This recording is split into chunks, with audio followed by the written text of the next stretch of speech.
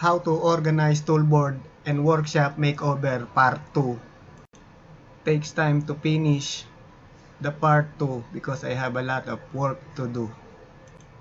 What a beautiful trash can.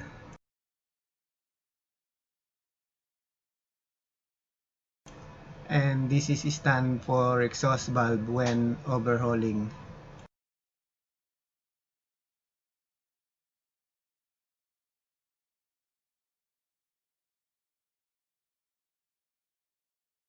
This is the lathe machine before and after.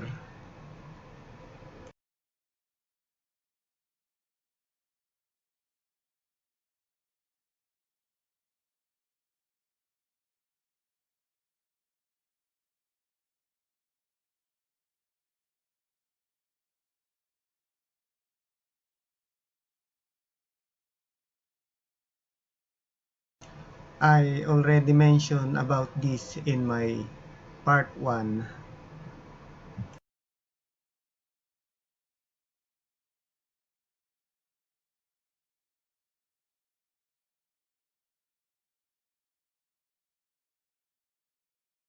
Now and then. Okay ba?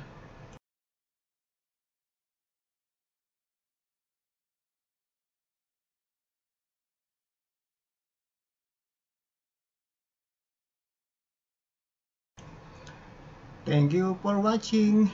Please share, like, subscribe, and bell all para updated ka sa mga bago kong video. Salamat!